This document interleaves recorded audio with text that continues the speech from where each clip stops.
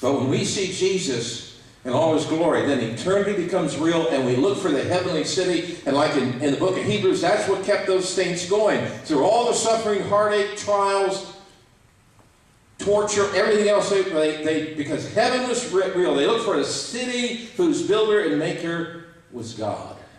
And you know what God does? He keeps the light on for us. And we keep heading there. And it's off in the distance, but we keep walking.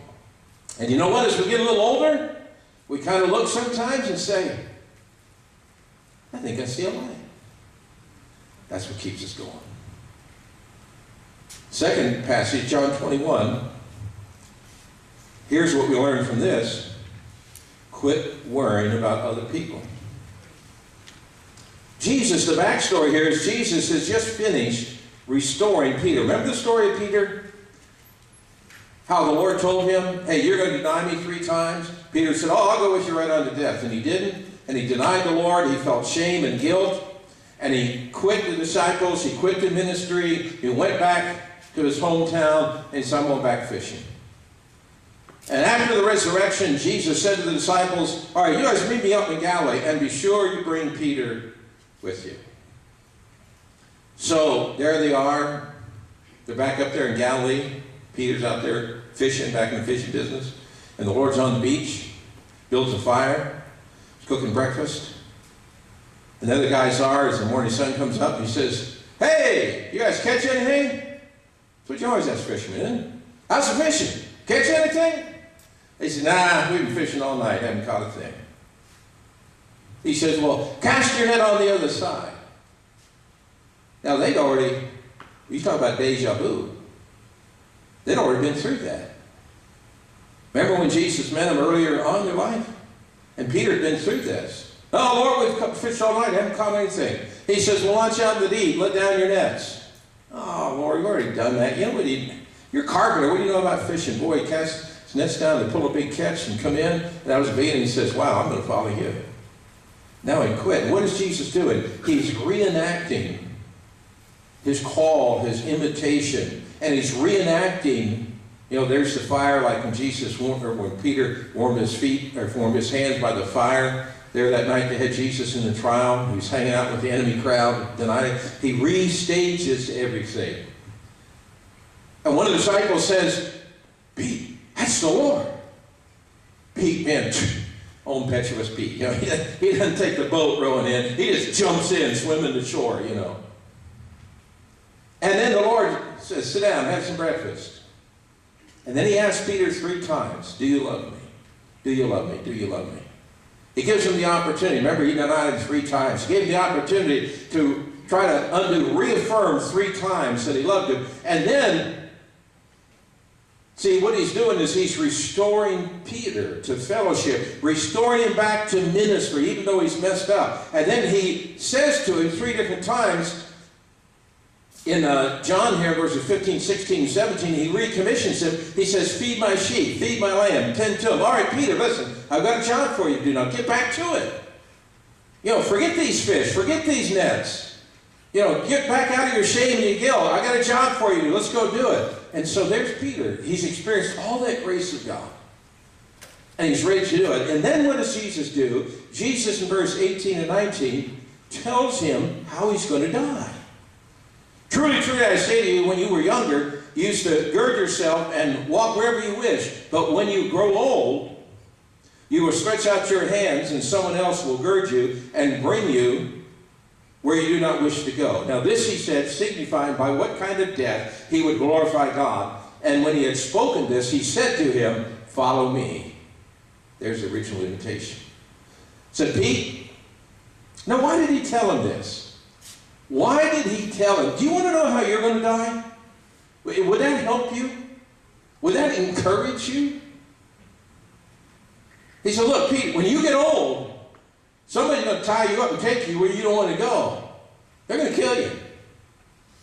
And tradition tells us that Peter was. He would, you know, stretch out his hands, he was crucified upside down. You think, thanks a lot, Jesus. I really needed to know that.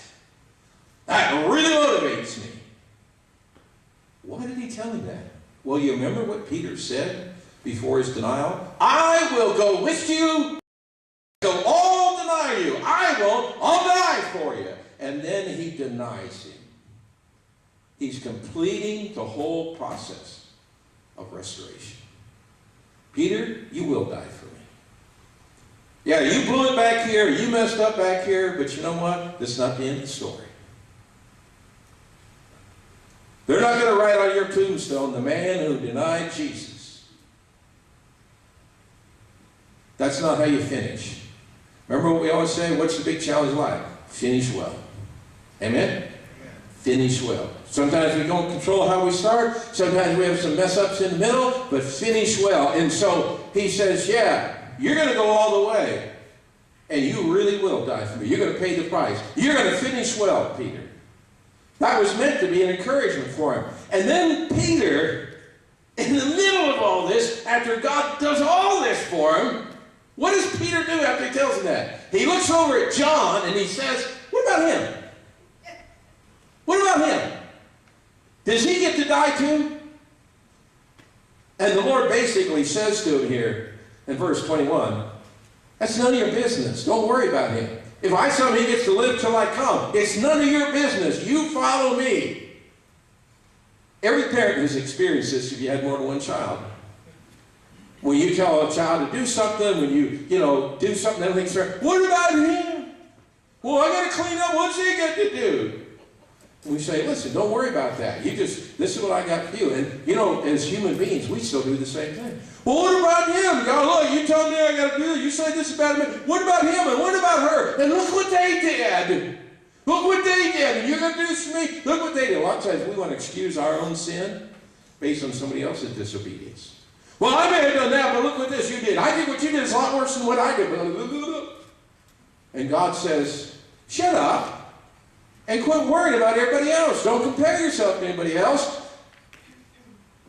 I will take care of them. All you need to focus on is you and what my plan is for your life. So if you focus on Jesus, you quit worrying about other people, because that's what will sidetrack us, looking at other people and situations and circumstances. Because people let you down, people fail, and a lot of times in life we think stuff's not fair. Well, it's not fair. They get this and I don't get that. Why did they get that? Why does this have to happen to me, God? Then life isn't fair. I don't know why God did that to me. Well, life isn't fair. We just got to accept that and get over it, right? Life isn't fair. God never promised life is going to be fair. It's not until we get to heaven and Jesus rules. So just accept that. Life is hard. It's tough. It's not fair.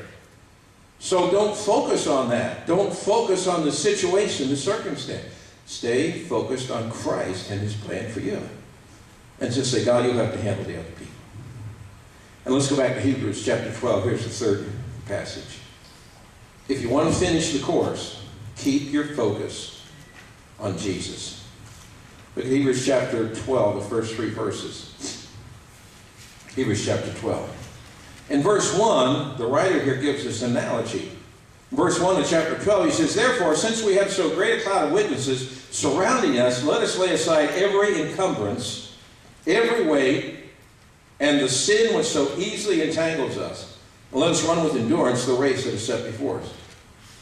So he says, our life is like a race, and he says, and he uses an analogy that all people at that time would understand. Here's the stadium filled with people, and there are a cloud of witnesses. They've already run the race, and they're finished. Now we're running the race, and they're trying to encourage us on. So he said, as you and I run the race, he says, what we need, he said, you got to lay aside the sin that weighs us down, that so easily entangles us, so we can run with endurance. What do you need in running a long-distance race? You need endurance, right? Do you ever see any fat marathoners?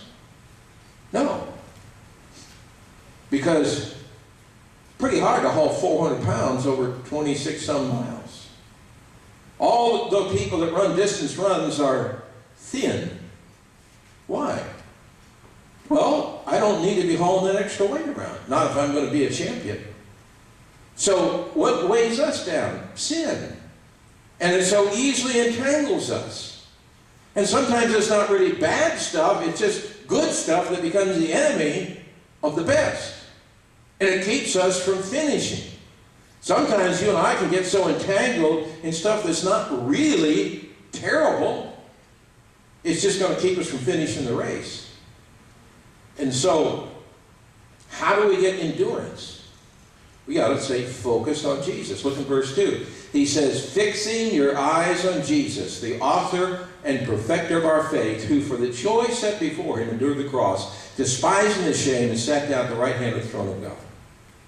We fix our eyes on Jesus. We can't be looking around at other people and other circumstances. I remember a football coach that I had, and he used to teach us guys. He said, listen, if you get the ball, linemen, offensive, so you get the ball, they're not used to handle it. They pick up a fumble or something and they take off running. There's a 350-pound guy going down the, he just hoping he crossed the line and spike it. Well, what the coach always said, listen, if you get the ball, you run toward the finish line, do not look back. Don't look back. Don't look and see where they at. Who's coming? Because he said, as you run, if you stop and look back, you're going to break it's going to slow you down and it'll help you catch you. Don't worry about that. Keep your eye on the goal line and keep going. Oh, we used to get mad when somebody pick up a ball in a ball game and then be running like, because you want to look back and, there you go. Look at me, And then the guy gets caught. Or you watch some of these guys, they get it and they kind of lollygag the last 10 yards, and the coach got to be having a heart attack. Get across the line! And it just like, fool around and you don't score. So he's telling us the same thing here. Stay focused on Jesus. Don't get distracted. It could cost you the race. And what do we focus on? We focus on what Jesus focused on.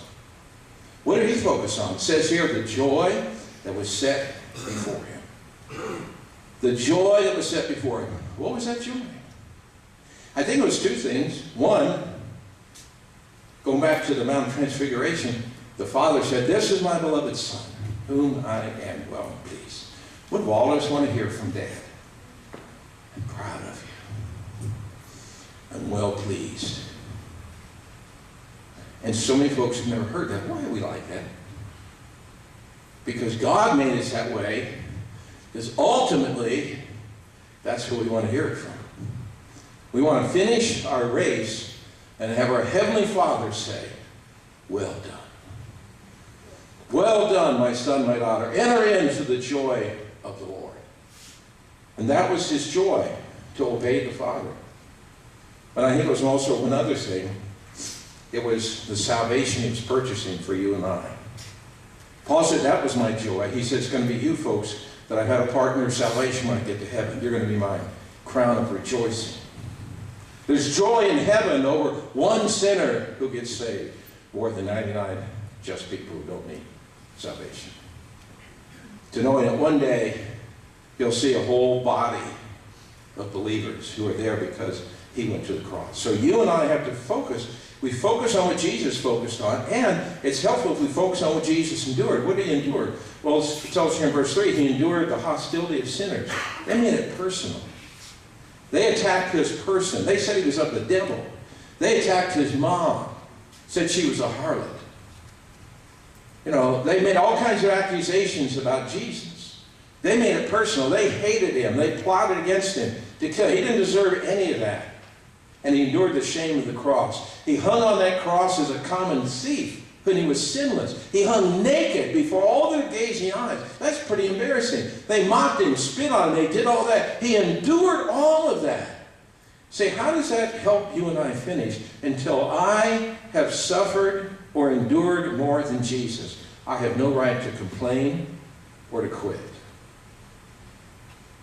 See, one day, each of us will stand before him to give an account of how we finished the race. And think how silly we're going to sound. Well, this is why I quit. Because I walked into church one morning and Sister Susie didn't even shake my hand. She just looked right over my head. And there we stand before the Lord with his scars and nail prints. Really? Well, the guy at work got the promotion I should have get. My next door neighbor got a new car, and I never got a new car. And I thought, well, if that's the reward, God, I'm not forgiven. Think about all the different things that we tell God. Well, I just got discouraged. Why? Because of this situation, that situation. And sometimes they really are tough situations.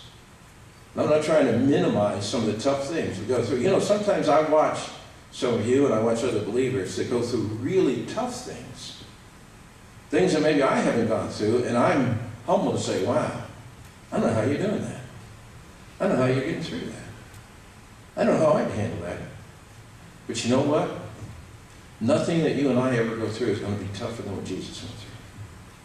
That's what an old preacher said to me one day when I was in my first church, and I was really having a hard time. A lot of people turned against me.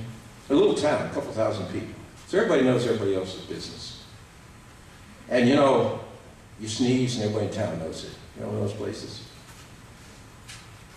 And I remember at the end of the street where I lived, that was back in the 70s. Remember Jim Jones and what was that place where all the people drank the Kool-Aid? That had just come out. And at the end of the street, somebody put up a big sign, pointed down, had my address on it. Jim Jones lives here. They were mean. Those were church members. And we had a tent meeting. This old preacher said to me, John, just remember this. Nobody's ever treated you as bad as they did Jesus. Always stuck with me. That's been a long time ago. I'm still in therapy for that. But those words kept me going. And when others quit, champions focus and finish. You're not running or competing against any other person, only yourself. What does that mean? That means every single one of us can finish. So don't compare yourself to anybody else. You don't worry about who's faster, quicker, smarter, richer, whatever, because that doesn't matter. All I have to do is finish, and it's possible for all of us to finish. Upon who or what is your focus? Remember the story in Matthew chapter 6? When Jesus, that's a great passage there, but he talks about our eye. And he says, you know, when you're in Matthew 6, just before he talks about, you know, putting God first, in Matthew 6:21, he says, for where your treasure is, there your heart will be also. The eye is the lamp of the body. So then if your eye is clear, your whole body will be full of light. But if your eye is bad, your whole body will be full of darkness. If then the light that is in you is darkness, how great is the light? No one can serve two masters. Know what he's saying? Is you got to focus on the right thing. He says if you focus on the wrong thing, just darkness will fill you. But he said if your eye is focused, your spiritual eyes are focused on Jesus, then light will be in you. And how great that light will be. He said you can't serve two masters. You can't be looking over here and then looking over there. You can't be looking at and looking at that. You just got to focus on Jesus and let that light come in. And that's how you finish. So today, hopefully, this is why we come to church, to go to the mountain. Go into the mountain of transfiguration, where you and I set aside the normal routine of life. We come to the mountain, and hopefully, Jesus shows up, and we encounter God, and he meets with us. And we worship. That's what worship is. And now it's about over, and we're going to go our way. And who do you see? I hope you see Jesus only. You don't see other people in the church. You don't see pastor. You don't say, oh, wasn't it cold today? I think it was a little bit nippy in the auditorium. That sounded a little bit loud. No, I thought that was a little bit low. I was a little hot. I was a little warm. I could hear this. No, I couldn't hear that. All the other distractions. Did you see what she had on? Did you see what he did during the service? Did you see the pastor? He actually blew his nose in the service. Would you rather wipe on my sleeve? That's a bad influence for your kids. But no, you just leave saying, I saw Jesus today. Focus on him. Let's bow together.